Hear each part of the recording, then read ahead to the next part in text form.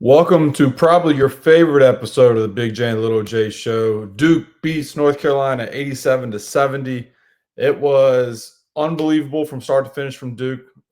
Duke was known for the beginning of the season to start out a little slow.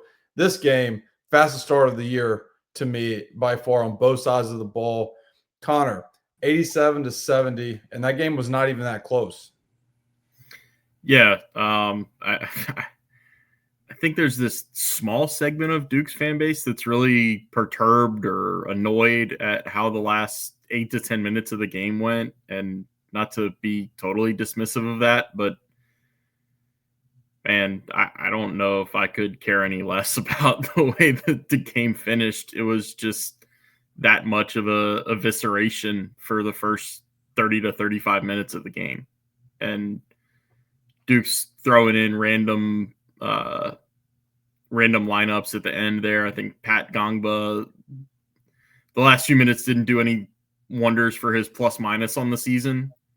But really, I mean, it's neither here nor there. I don't know if I would call this the best game Duke has played, just like efficiency wise and that kind of thing. But I think I would say it's, given the circumstances, it's the most impressive, if that makes sense. If you can divide up, if you can make distinctions between those two, like, I think it's the most impressive game Duke has played. Especially, I mean, last episode we talked about how there were cracks in the foundation, and they had really shown that they had some holes against Wake Forest and NC State, and those were sewn up in a hurry.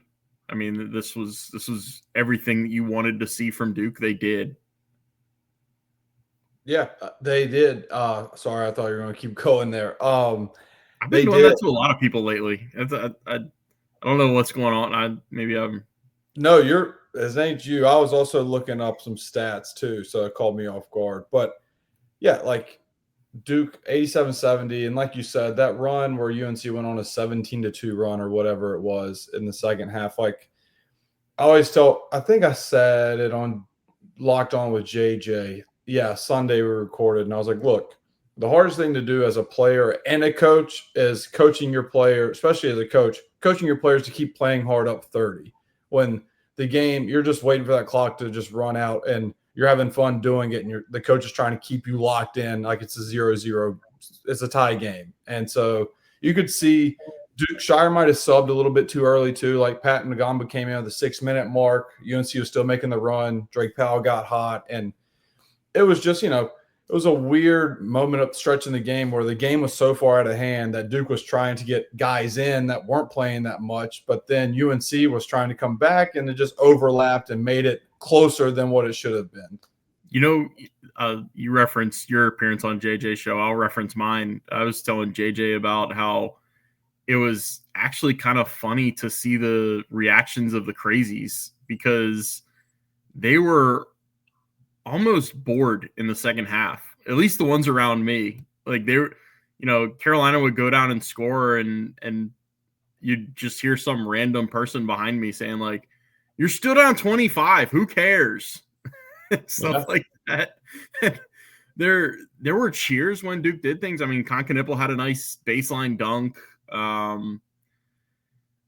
Cooper Flagg he was trying to take somebody's soul. He was hunting it in the second half. You could tell, you could feel it. There was one where he got fouled, and he was really kind of pissed off that he lost his momentum on the way up. The second half was more about just like hitting the fast forward button for the crazies. At least felt like they were trying to hit the fast forward button to get on with the party, with the celebration afterward, because they knew the result was sealed. The result was sealed when it was 40-13. Yeah, I mean, it's hard to lose a game in the first 5 minutes, and it honestly seemed like UNC lost the game in the first 5 minutes. It just looked like Duke was overpowering. I mean, Cooper Flagg either scored or assisted on Duke's first 18 points of the game. I mean, he completely took over the game immediately. I was looking up was Paul Bancara's first game against UNC. Oh, he brought the yellow notepad. I'm trying to show the A's, the A2, A2, 2-3, A2, A2. Those are assists, by the way. Yeah, he took over, and I was looking up in comparison, Paulo Banchero's first game against UNC. Duke won that game 87-67 in that first appearance, and Cooper Flagg. Paulo Banchero had 13 points and 10 rebounds on 5 of 14. So Cooper Flagg had a better performance in round one against UNC compared He to hit he hit a couple shots early, and I think Baycott got in foul trouble. yeah, that If I might be remember right. correct. If I remember correctly. It's just I mean, crazy. that one was over in a hurry too.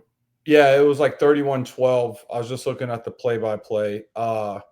And that was like 31-12 in the Dean Dome. But again, if there's one UNC team you can relate to, is that team, right? It is the team in 2022 where there was no confidence in UNC coming in the rivalry game, and then Duke killed them, and then UNC's season basically seemed like it was over, and then all of a sudden we know the rest was history when Garcia never came back from COVID, and then Maliq took his minutes, and the rest was history. But now this Duke team, almost the same exact score, but I think this is a different Carolina team because you can never replace the height you don't have. Like they're trying it out. I think the one wrinkle that UNC will have is Drake Powell will start next game because it was inexcusable that he was not in the game starting, let alone getting in the game early, because he was by far UNC's best player.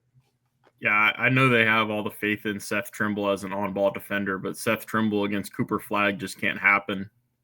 And that matchup is why Carolina had to double the post. And if you haven't seen Jordan's highlights or the highlights put out by the official account, like every time Carolina doubled the post, anytime you double Cooper in the post, if you're not coming with length and you're not able to take away his vision in passing lanes, it's going to lead to an open shot for Duke.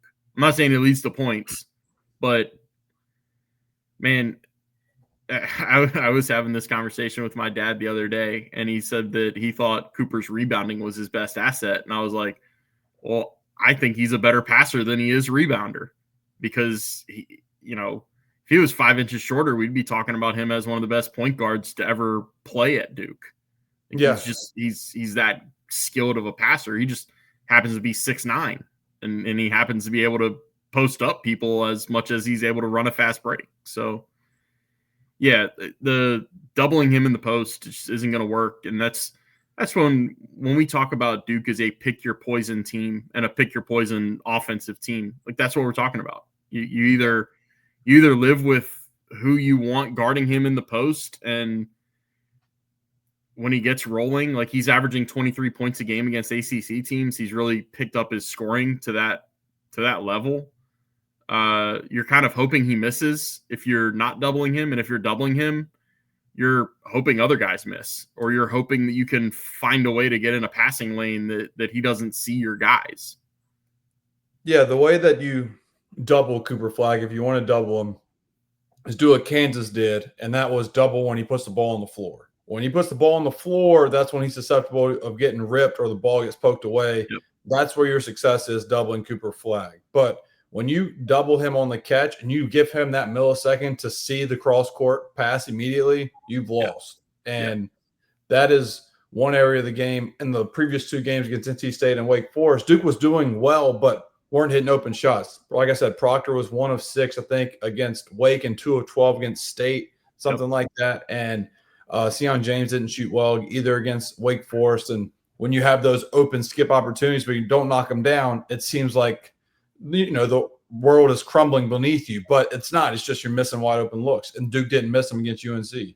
No, I mean, this might be cringeworthy for Duke fans, but I always go to a classic Roy Williams-ism was always, well, guys, it all looks better when the ball goes in the basket.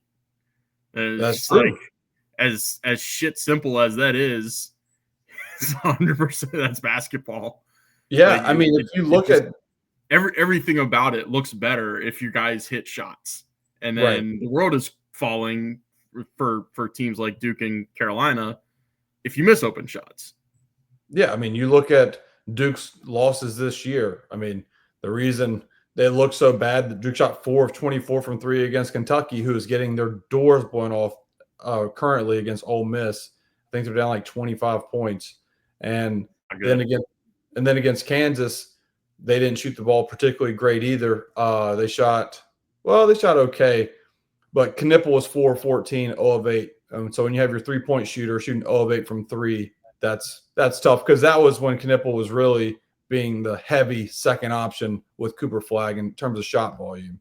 Kansas was the turnovers more than the shooting. It was, Knipple going 0 for 8 on threes was bad, but 16 turnovers in that game. Duke turned the ball over almost 1 out of every 4 possessions. Yeah, and Flagg got 5. Yeah, that's where I just said, if you want to double him, you double on the dribble, because that's where he'll get in trouble and that's where he'll turn it over. And he had 5 turnovers in that loss. Yeah, one of the it's funny you talk about the other reference I have for doubling on the dribble is 2 seasons ago, NC State beat Wake Forest twice, and DJ Burns had big games both times. Last year, Wake Forest was able to beat NC State at Winston, and then they lost to him at State, but that was a different story. DJ was sick and didn't have a very good game, but why Wake was able to solve the DJ Burns mystery was they doubled him on the dribble. Yeah. And they mixed it up too. Like, there were times when they sent the double immediately, but for the most part, doubling on the dribble forced a few turnovers. And he was such a great passer, but when he caught the ball on the 3-point line, you don't double him out there. You wait until he dribbles a couple times and he's backing his way down 2 of the 13 dribbles that he needs to back down, and then you go double him. Yep. I mean, Cooper Flagg, 21, 8 and 7 with 3 steals and 2 blocks in the first game of Duke UNC. He's going to get a triple double. I swear, it's going to. Yeah, I thought he was going to have one. I thought that was his mission in that game, because, in the first 5 minutes of the game, he had 9 points, 4 assists, and 2 steals. Again, he took over the game first 5 minutes. Game was over. It's like, all right, Duke has the best player and also the best supporting cast by far. I do want to talk about a couple other guys.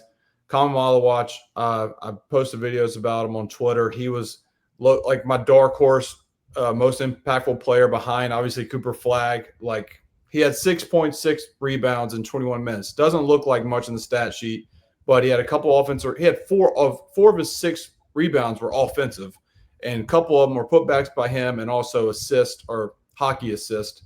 But him in particular, Duke running the 2-man game with him, where he's going to be the lob threat, destroyed UNC. If you have not seen my film breakdown on that, basically Duke would run a pick and roll with Maliq, and the help side defender from the deep corner would come and bump Maliq so he could not get the lob. And so that's where Cooper Flagg or Knipple would throw that skip pass, and Tyrese Proctor would hit it. It seemed like it was always Tyrese Proctor, even though he hit 2 threes. It felt like it was him every time. Duke just lit him up on those help side kicks. The part that I would add is the 4 offensive rebounds and the ones that he almost got and made UNC really work to secure.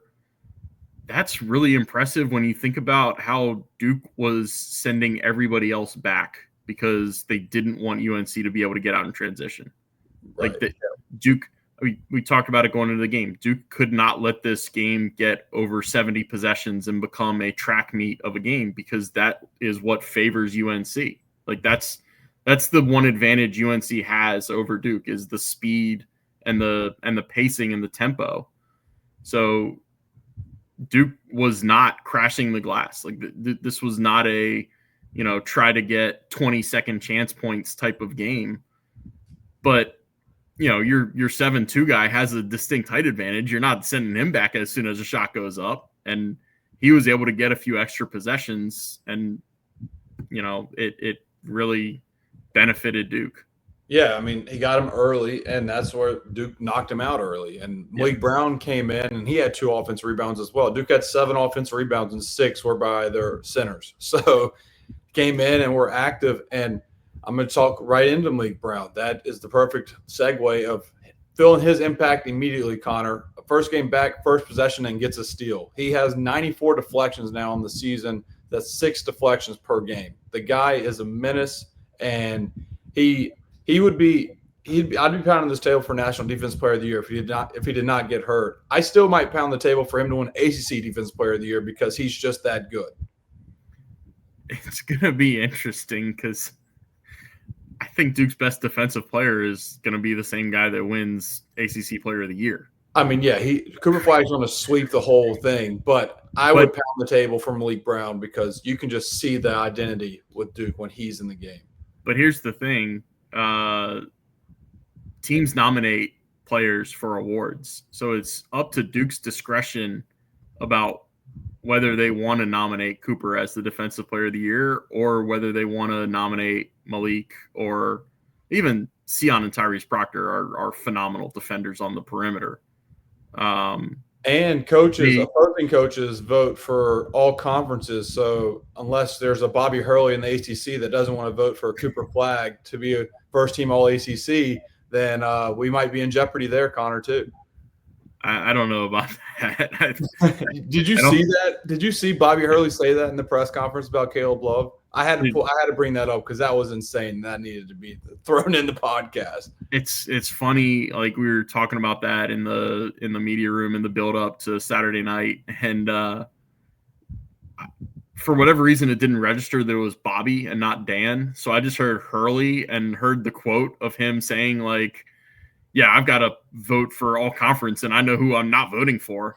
And I was just like, man, it's something every week with that guy. Like he's the best fucking coach in college basketball, and he's biting refs' heads off. And then it was like, oh shit, it's wrong Hurley I'm talking about. Like it's the other one that spouted off this week. Yeah, not a great look for Bobby, but I didn't mean to cut you off. I just had to throw in a Bobby Hurley. I mean, that all-time quote of just being when they talk about a sore loser, obviously Bobby Hurley's a Duke legend and on the Mount Rushmore as a player, but that is the definition of a sore loser. It's like, well, I'm taking my team, I'm taking the ball, we're going in the locker room, we're not shaking your hands, and oh, by the way, your best player, he's not going to make all conference because I'm not voting for him. Yeah, I mean, don't forget we have one of the best quotes about this Duke team comes from Bobby Hurley after the preseason game when he said, "Hats off to where they are, and oh shit about where we are." Yeah, that was a 12-minute comedy routine in the Bill Brill media room of Cameron Indoor. Yeah, the one thing about the Hurleys, man, they have some zingers. Like for better or for worse, they have the one-liners that they deliver. I mean, they deliver. You love them or hate them. For the most part, it's good for college basketball. Like, yeah, it brings attention to college basketball. We're talking about it. Like they're necessary evils of college basketball at this point. College basketball needs villains, and Dan Hurley has leaned in that beautifully because Coach K retired, and that was the biggest villain in college basketball. So now Dan Hurley's that, and that's what college basketball needs. Yeah, and Hunter Dickinson's going to run out of eligibility eventually, so he's going to be gone. Oh my God! Well, he'll be like a grad assistant, and all of a sudden he's going to be like third chair in 4 years to a blue blood somehow. And I'm like, what the hell? Please get out of here. I was going to say we're talking about obviously Cooper Flagg sweeping all the awards, but I do want to ask you. Well, I'll save it for the Syracuse preview because it's a longer look at this Duke season, and I do want to touch on what Hubert Davis is in the news for saying that UNC staff is like basically half of what Duke's is, and they're going to definitely hire a GM this offseason. Don't you think he should have got with the times immediately that, hey, we need a budget in a GM? You know what is hilarious about this to me is he says that they need a GM and they need to modernize, and he understands that North Carolina's current infrastructure just can't work in what college basketball has become. None of that's false. But less than 4 months ago, he said North Carolina is not a transactional program. It just isn't. It was bullshit when he said it then. It's bullshit when you say it now. Like, they're not a transactional program anymore because they bought a shit coin in K Tyson for $750,000, and that worth is about $1. So yeah, you don't have the money anymore because it's down the drain. You don't get to say you're not a transactional program when you're bringing in recruits for what they're bringing in recruits. Like, you don't get to use that excuse just to tell people, yeah, we screwed up and we didn't get a center. That's all that's the only thing it means. Like you brought Cliff Amore to campus, he didn't commit. You struck out on some other guys that may or may not have entered the portal. And this is where, I mean, I'm going on 8 months of saying this. Like, we watched this with Duke last year. Duke needed to bring in a center. They didn't bring in a center. They played Kyle Filipowski at the center and said it was all okay. And their rim protection sucked. They had to play small. And very clearly, John Shire and his staff said this is not going to happen again. And that's why they have a rotation that goes 9 or 10 deep and nobody's under 6'5". But and I agree with you, but Filipowski at least leaned into the role in some games to where, Duke finished what they finished in the ACC last year. I'm drawing a blank, but top 4. I think second. Yeah. Bad podcasting on my part because I'm drawing a blank here. But my point being, Duke dealt with that adversity all year. Granted, Kyle Filipowski's still like 6'11", 7 foot playing the 5, even though he's a 4. But John Shire adjusted because the roster around that weakness worked out to Duke's advantage to run the table to get to the Elite 8, and they just ran into a hot NC State team that had the one strength against Duke's biggest weakness, and that was DJ Burns against no center, and you saw it. And Shire and Hubert Davis, yes, you struck out on centers, but your roster construction for this whole team is horrible. I mean, RJ Davis is like, look, I really liked RJ Davis. I liked him last year. I liked him 2 years ago when it was him and Caleb Love. I was pro RJ Davis over Caleb Love. This year, RJ Davis is Caleb Love in terms of shot selection and just being such an eyesore defensively. He was a team worst -26 on the floor, and that's inexcusable. I don't care about I don't care about the height difference between Duke and UNC. That's a fifth-year senior against a freshman against Conca Nipple. Yeah, that he's just getting overpowered. Like, you have to use that to your advantage being a fifth year or at least a senior. Maybe I'm adding an extra year in there, but that's inexcusable. No, he's a fifth-year guy. Yeah, it's inexcusable. And it's inexcusable for UNC to have N. Jackson shoot 6 shots when I said N. Jackson's arguably their best player in terms of playmaking ability. Well, they won you were his biggest fan. I am, because they won 6 in a row when he scored 20 or more in 5 of the 6 games. He gets them going, and they're just like, here, N. Jackson, you go stand in the corner. I'm like, what are you doing? Why is this game? Why are they going through Elliot Cadeau and RJ Davis? Yeah. Yes, I am his biggest fan. I know. Conca Nipple was seeing red every time RJ Davis was on him. And in the second half, like, it was closer to my side of the court, and you could just tell everything Duke was running was set up to get RJ Davis one-on-one against Conca Nipple. And it was clear. If it's clear to me, it's clear to everybody on North Carolina's bench, everybody on Duke's bench, and I imagine a lot of people in the crowd. A lot of those moves were right in front of Coach K. Like, how much do you think he appreciated that? They played mismatched basketball for 40 years under Coach K, or for as long as he could actually develop mismatches, take out the first 3 years when they were 38 and 47, something like that. But yeah, I mean, it's embarrassing that it's your 5th-year senior that is getting abused in the rivalry. It's not Elliot Cadeau that's been up and down his 2 years. It's not N. Jackson being overwhelmed as a freshman. It's your 5th-year senior that is supposed to be the guy, and he's -26. Ian Jackson had some moments too where he looked overwhelmed. Correct, but that's what I'm saying. He's allowed to. He's 18. I mean, hell, Jason Tatum looked overwhelmed until he dunked on Kennedy Meeks, and then he took over the rest of the game. But that was late in the first half. So, freshmen are allowed to be, overwhelmed in the rivalry. But RJ Davis, my God, I really am disappointed in him this season. RJ Davis this season is, and he's not the only one in college basketball. When I watch games, he's proving one of my hypothesis is correct.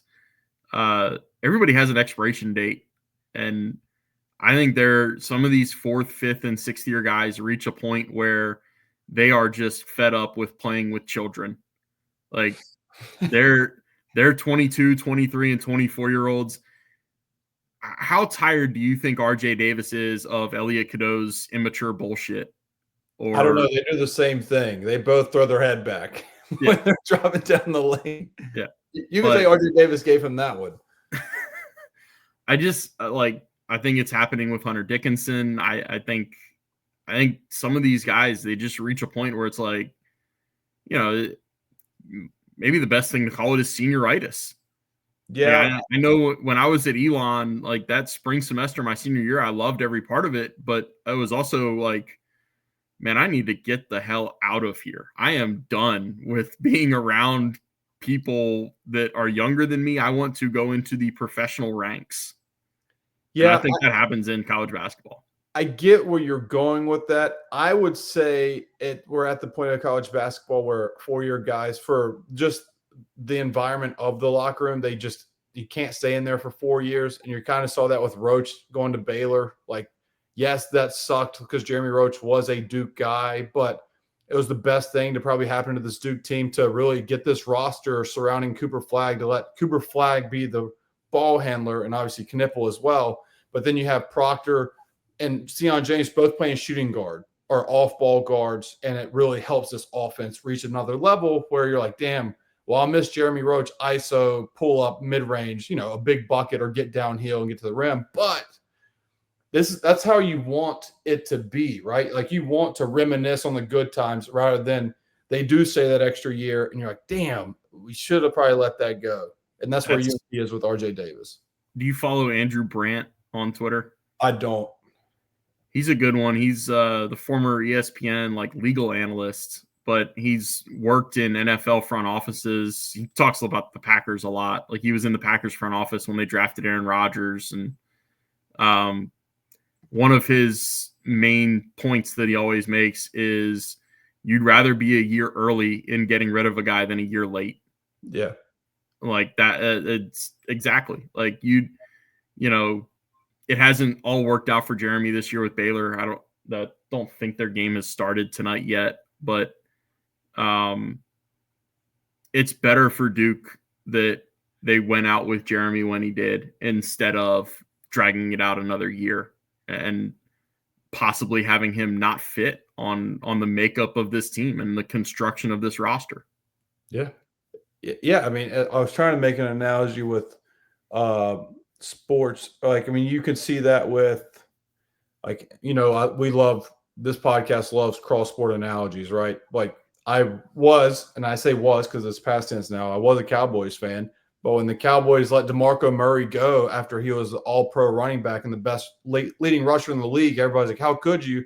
And then he's out of the league 2 years later because he never produced, and that was the right time to cut it off. And there's my cross sport analogy. I was gonna go Javi Baez with the Cubs. They didn't pay him, the Tigers did, and then now he's with the Tigers and one of the worst, arguably the worst hitter in MLB. But that is what we're saying the same thing. It's just like, hey, now this is infecting college basketball, where it used to be like, hey, you just got to ride it out. Like, this is 3 to 4 year guys. Then once they graduate, you replace. Now it's like, hey, you got to have these tough conversations like UNC did with Caleb Love, that he was the problem on the team. You need to go elsewhere. He goes and wins Pac-12 Player of the Year.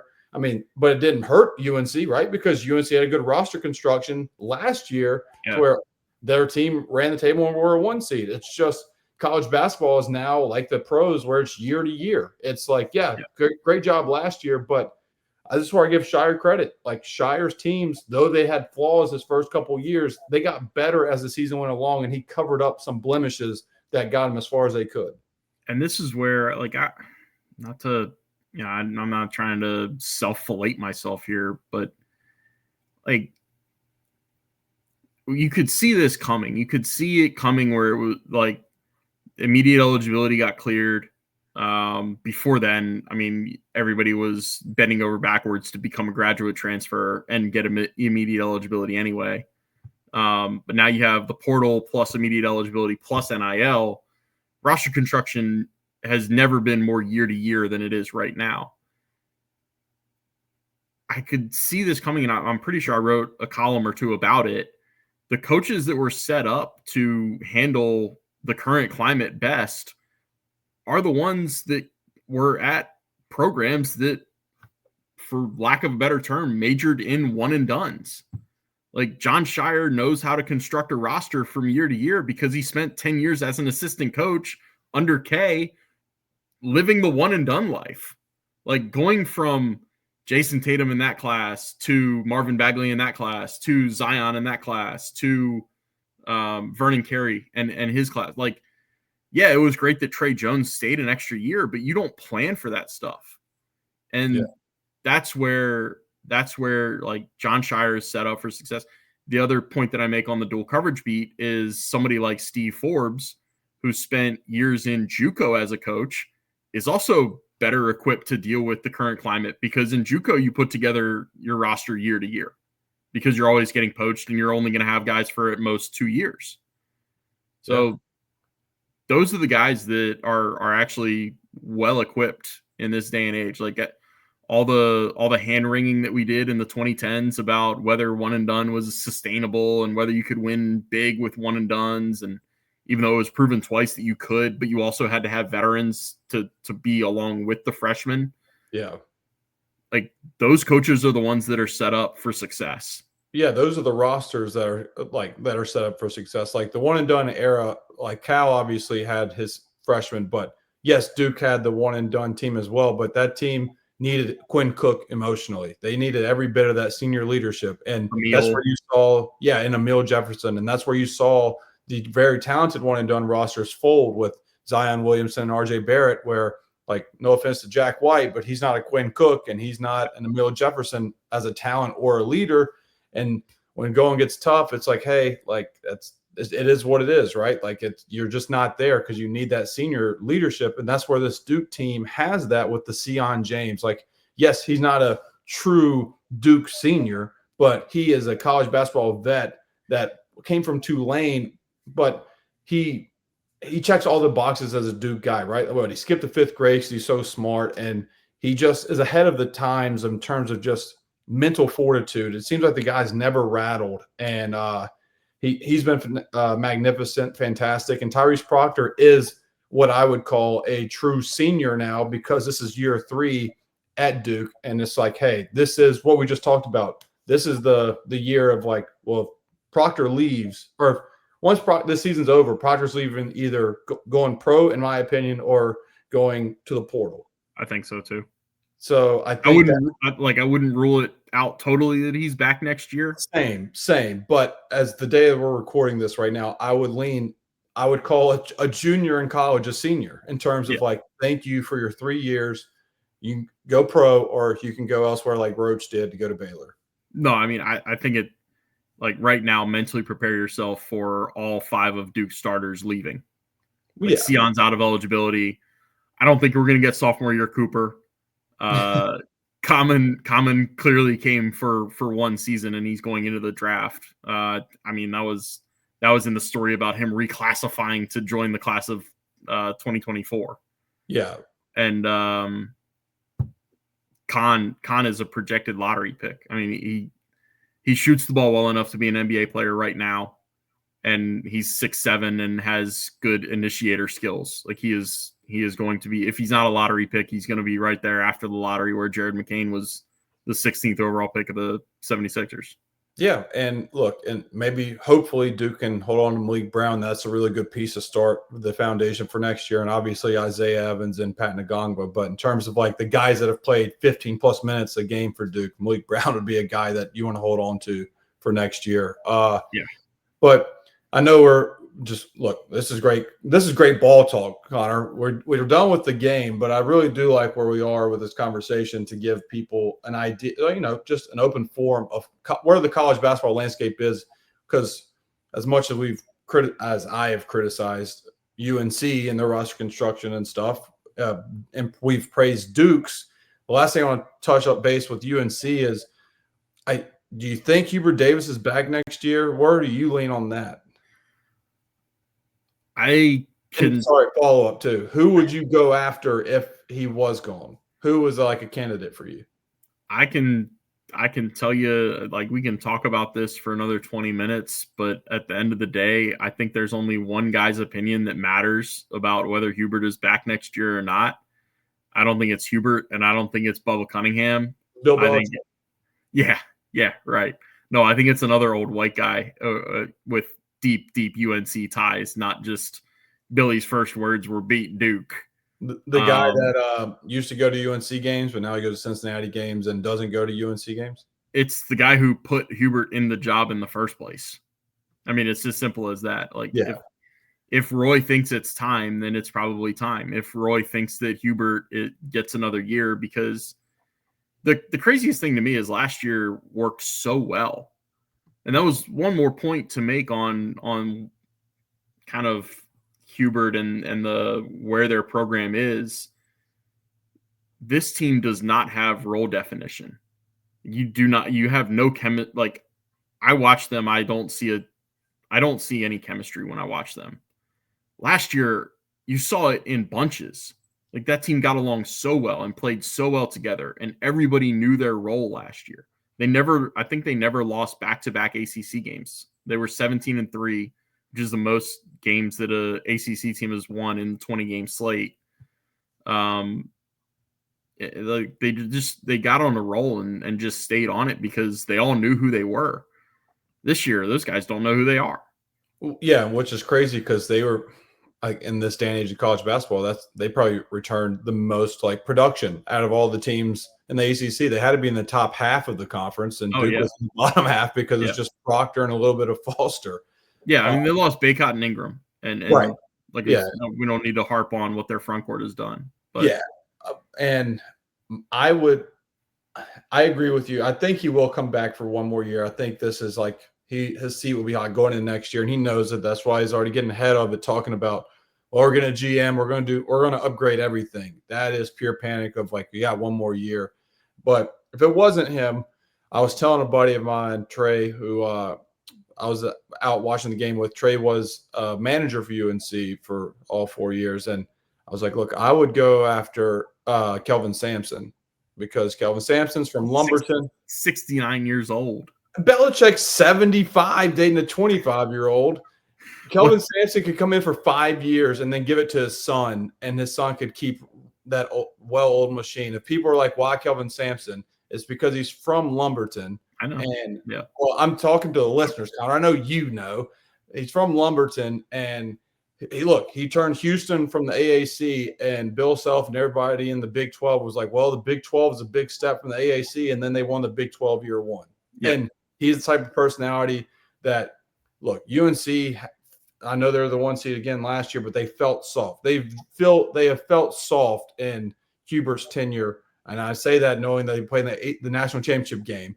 But again, Cinderella run.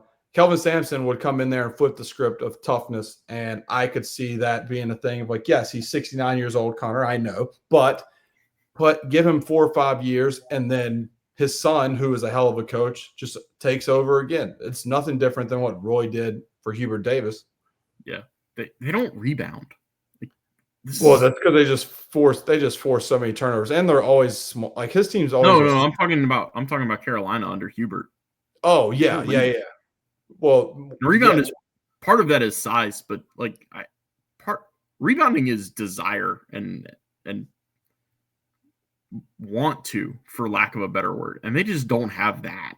Yeah, this year, knowing that you're undersized, that it's not a gang rebounding type of mentality is infuriating to watch this team. Because we've seen them in transition, that when they're in transition, they are with anybody in the country that we've already talked about. Yeah.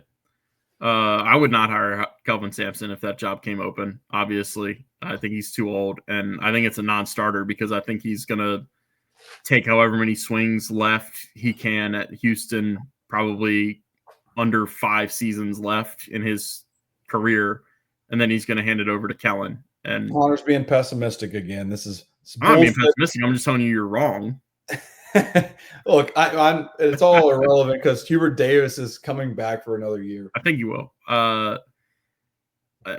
I kicked around the last couple of weeks. I mean, I think the buyout is too big because he just left, but the perfect fit in my mind for what Carolina probably wants to do with their basketball program would have been Dusty May. Like, that's a guy that's going to come in and play an exciting brand of basketball. And when you give him access to the recruiting pedigree that he can have at a blue blood like that, I think that would be a match made in heaven. So I guess I'm telling Duke fans something good, because I think his buyout at Michigan is too large. If they were to open this year, they might not be able to afford him, especially with what they're promising Belichick. Well, yeah, and that's another thing. Like, whoever they hire has to be cheap, because their hands are tied behind their back with Belichick's contract. So the more realistic thing is, I mean, to get it out of the way, like, they have to go outside the family. Cincinnati sucks, and that's the highest ranking Roy coaching tree they have out there, unless I'm missing somebody. But I mean, it's Wes Miller, or it's, you know, Brad Franklin off the first assistant's chair to replace Steve Robinson comes back after being let go from Hubert Davis. That was the chosen one all along. Sure. Ferrum alum, baby. Ferrum grad. But this is where, I mean, like, because we're always comparing the programs, I think it would be a blessing in disguise for all the Carolina Blue Hairs that would want to stay in the family, that they would have to go outside the family, because I think going outside the family is what you need to do. Well, that's what Duke's done. Look, that's where Shire has done a fantastic job with his staff. His 2 hires, Jay Lucas and Dildy. I mean, they've been fantastic. And put in Rachel Baker there too, and we're talking about the positions again. Yeah, like those were John's first 2 hires, to hire Rachel Baker from Nike and to hire Jay Lucas away from Kentucky. I'm glad it wasn't the other person from Nike that traded Luka Doncic to the Lakers. We would have been in trouble. We would have traded Cooper Flagg for RJ Davis. All right, we'll pivot now, Connor. I don't know where to go with that. I'm glad you like it, but we're 40 minutes in. I know the listeners want to talk a little bit about Duke's upcoming game against Syracuse. Maliq Brown. I'd rather talk about their other upcoming game. Oh, Clemson? Yeah. We'll talk about that too. But we got to get this one out of the way first. Look, homecoming from Maliq Brown. I'm happy for him. Happy he's back. Obviously, again, 15 or 16 minutes he played against UNC. So it makes me very happy and optimistic about his knee. Now Duke plays at Syracuse, which to me feels like a trap game. And that's just because I'm a fan that I was like, hey, I don't like Duke at minus 13.5 against UNC. And then they're up 32 points. So I will happily be this type of fan if that means that's the type of Duke team I see on a nightly basis. But this team, like I said, Eddie Lampkin is a guy, even with Maliq Brown, he takes plays off. He's averaging 10 points and 9 rebounds a game. And I say he takes plays off because when he wants to be dominant, he's dominant. I think 3 or 4 games ago, he had 23 rebounds. It's just he plays up to his competition, and then he takes nights off. And a couple of games ago, he did not take the night off. Against Pitt in a loss, he had 23 rebounds. I see that now. Only 10 points. I completely missed that in my preview on Devils Illustrated. Yeah, 10 points and 23 rebounds. Like, the dude just – yeah, he ate up the Diaz Graham eyes. Correct. Yeah. He is a guy that he plays. He has been effective in big games. I know I've said it on this podcast last 2 or 3 shows, so my fault. But yeah, like I said, with him at TCU and him in Colorado in March, I just remember him coming up big in those moments for those guys. And so I kind of viewed this game because this Syracuse team is not going to March Madness. So this is his March Madness game. And so I expect Eddie Lampkin to have a double-double or attempt to be a double-double guy.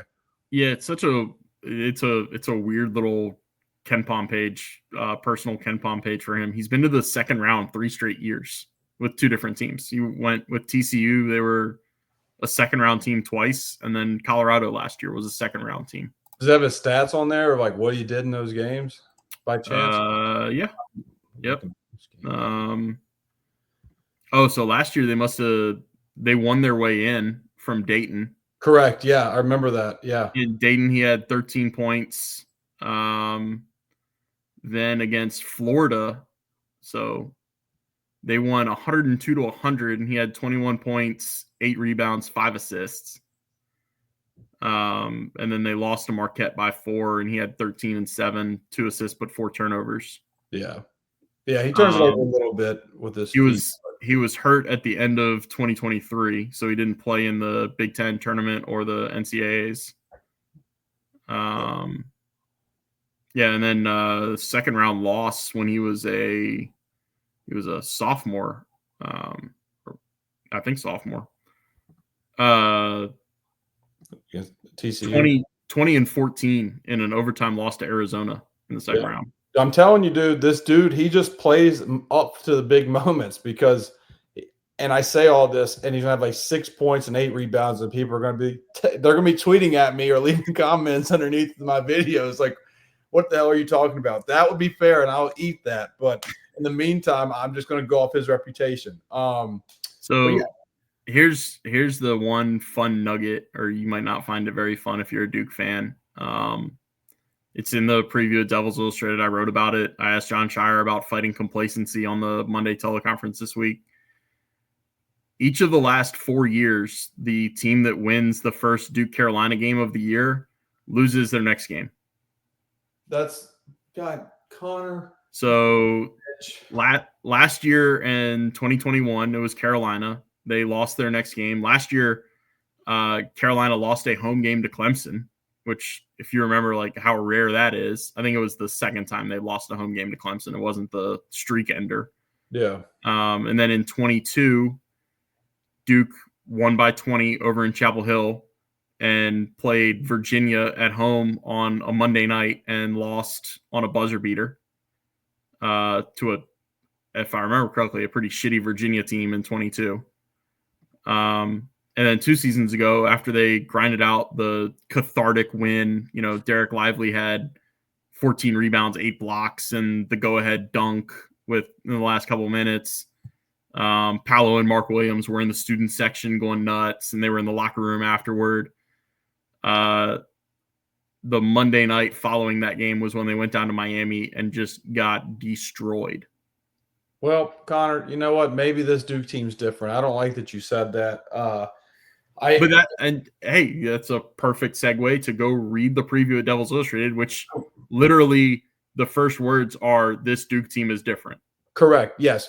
Read Connor's preview. Please go to Devils Illustrated. Seriously, it's great stuff. Connor's a hell of a writer. Seriously, go over there.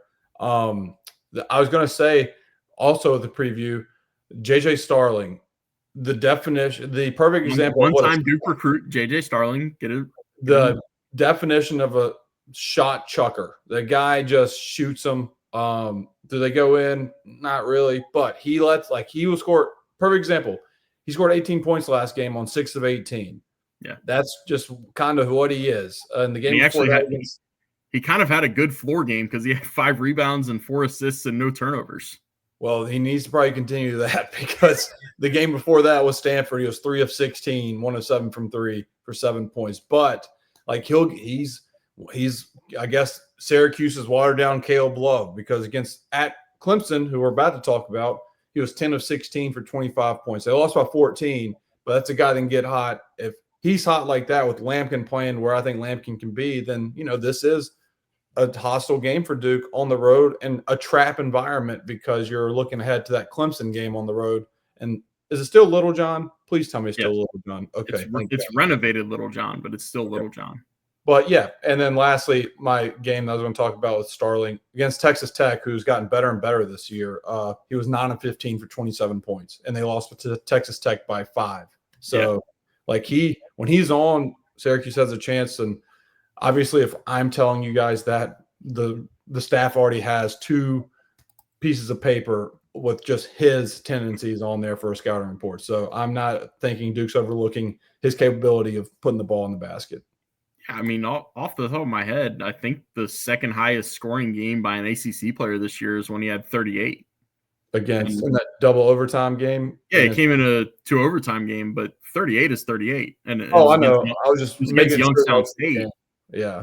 But yeah, I think that's the highest scoring game by an ACC player this year, other than Cooper Flagg's 42 against Notre Dame. Maybe Marcus Burton threw something in there that escapes me, but I'm pretty sure that's – put it this way. I know nobody on Duke has scored more than 38 other than Cooper's game. And I know nobody on Wake Forest has scored over 38. Look, I'm going with it. I'm trusting you here. I'm trusting you because I really don't know. I've been not paying that much attention outside of the bubble of the top of half of the ACC. Maybe no, I don't blame. Maybe Stanford's center.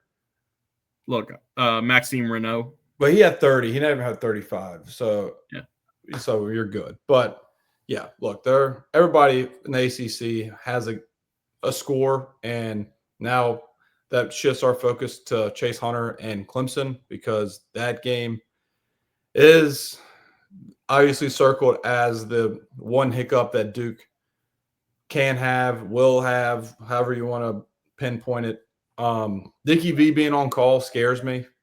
I say that the reason Duke beat Wake Forest is because, unfortunately for Dickie V, he fell down and could not broadcast for the Wake Forest game. And I was like, you know what? That's a good sign for Duke to win the game. I wasn't going to tweet that because I didn't want to get canceled. But now that we're past that, Connor, and we're two friends that can keep this in a private conversation, I can say that, not on a public platform. Not a private conversation. And now they play in Little John against Clemson with Dickie V on his first call in a long time. And that just means the energy is going to be cranked up to 10. And I'm going back and forth of, do I want to listen to Dickie V knowing that there's going to be like some daggers to my heart because Clemson could, pull this out? Or do I want to listen to Corey Alexander again, break the news Kobe Bryant died 5 years ago? Yeah, I would say watch this on mute for the sole reason that Corey Alexander's on the call. They're both on the call? I was joking. They're both on the call? Yes, they're both on the call. Oh, my God. So I'm having a very excited Dick Vitale in a marquee matchup with Corey Alexander talking about how he knows Chase Hunter's mom and Shefflin's cousin, and he played basketball with Wiggins' uncle. I can't deal with this while talking about, there's Mama Flagg. We know, Corey. We know. You talk about it all the time. You're telling me there's both of these guys on the same freaking call? I'm like 98% sure that that's what the tweet said. It would be Dave O'Brien, Dick Vitale, and Corey Alexander. Oh, DB, DB. God dang it, dude. It's going to be the easiest game Dave O'Brien calls all year. He's not going to be able to say a word. He's going to greet us from indoor golf, and then that's about it. Then Corey Alexander and Dick Vitale will take it from there. Yeah. Oh, my God, dude. My night's ruined.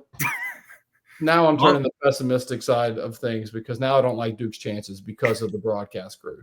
I'm looking forward to going down to Clemson because you should, because you're not going to be listening to this shit like I am. That's also that is one of the reasons why I'm looking forward to going down there. It's also because my Wednesday night is remote covering Duke's game at Syracuse at 7:00, and then like taking an hour-long nap and remote covering Wake's game at Syracuse, or not Syracuse, Stanford, which starts at 11 p.m. Eastern. Jesus. Don't you love the new look ACC? I do, but not for you. That sucks. Awesome. That's brutal. But no, I've been down to Clemson, I think, for 3 or 4 games now at this point. I think one of them with Wake and maybe 2 of them for Duke, or maybe just one with Duke. I'm not sure, but it's such a great atmosphere. And I'm talking more out of the Duke side because people get up for Duke. I mean, it's a different atmosphere when Duke goes places than when just about anybody else goes there, other than Carolina and maybe Louisville when they're rolling. Yeah. It's gonna be wild. It's gonna be rowdy.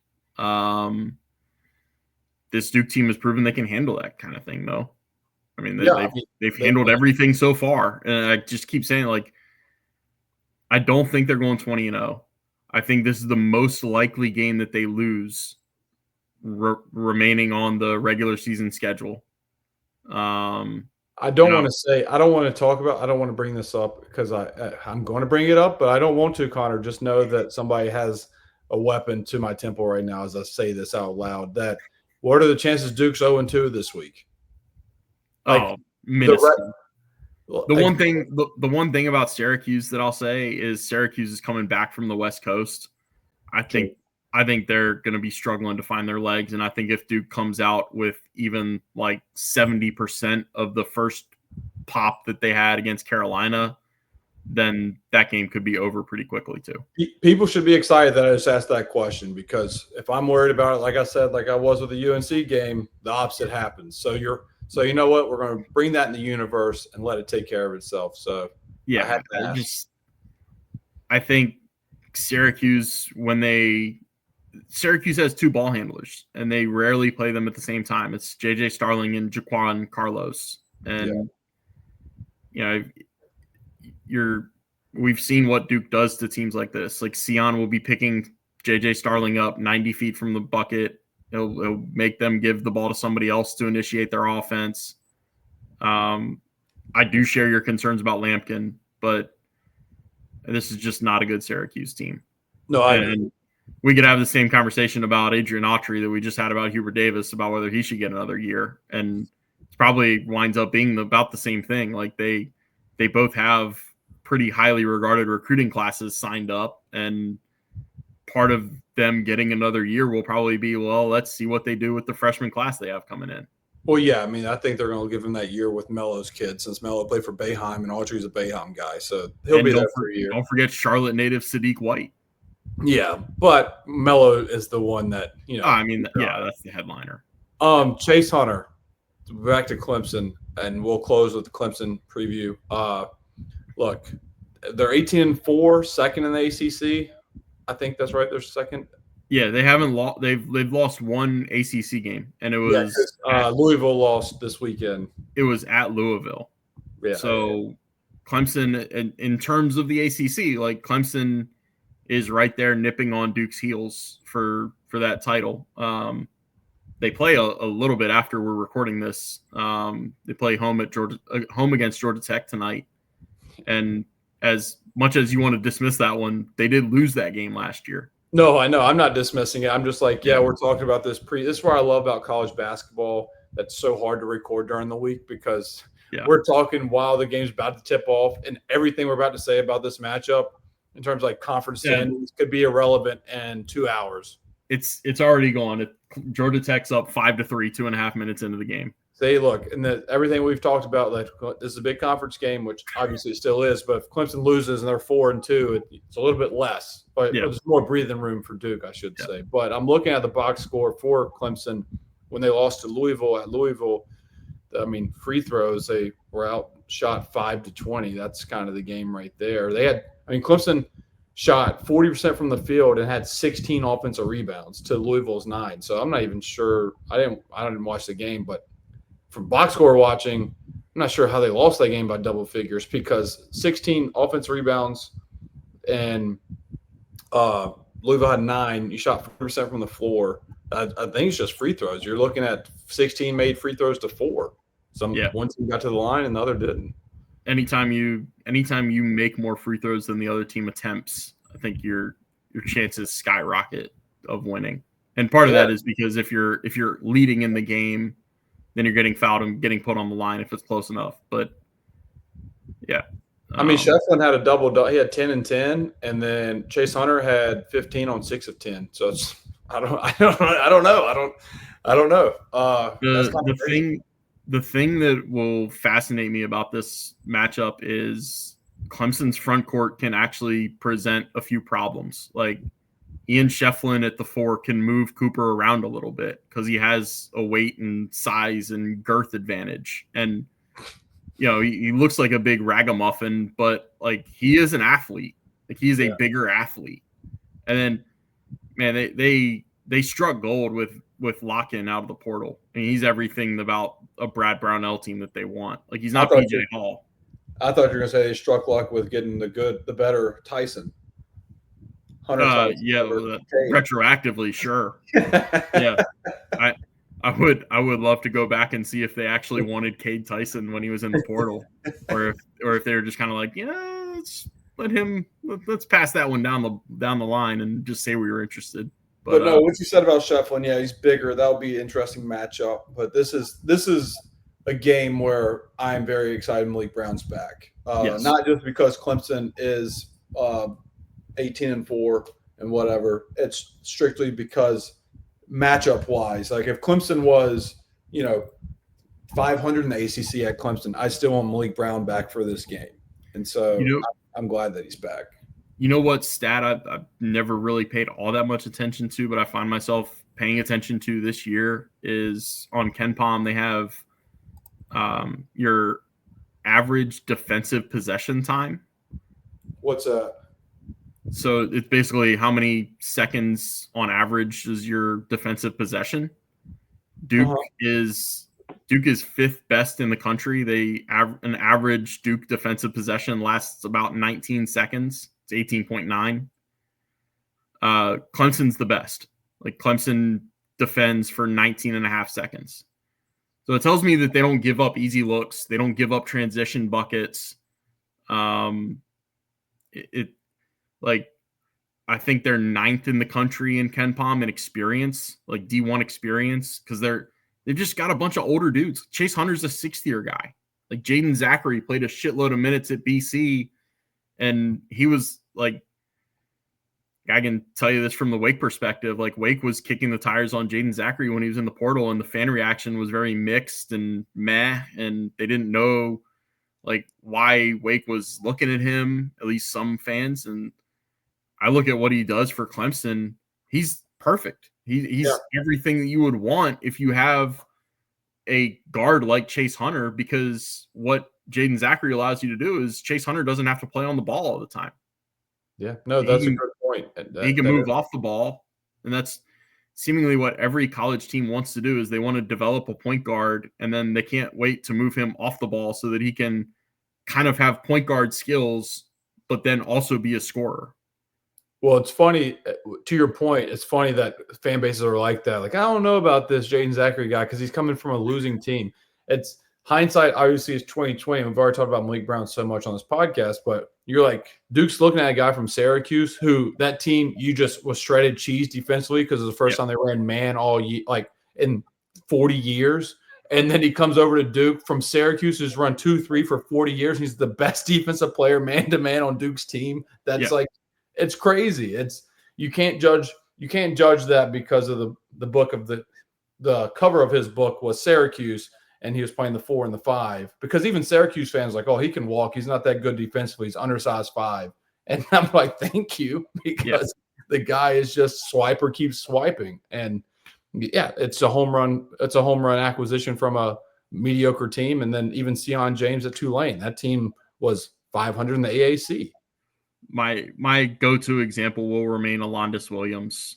Correct. He played spotty minutes at Oklahoma, and infamously one Wake fan said that adding him was a nothing burger when they got him out of the portal. And he was the ACC player of the year. He's one of the central figures in kind of rejuvenating Wake's program for that season. The reason he played spotty minutes was because he was the backup point guard to Austin Reeves. That'll do it. I mean, talk about a loaded. Jesus Christ, I always forget that, but that is insane. Yeah, it's like, did you think he should be playing 30 minutes and Austin Reeves should be playing 15?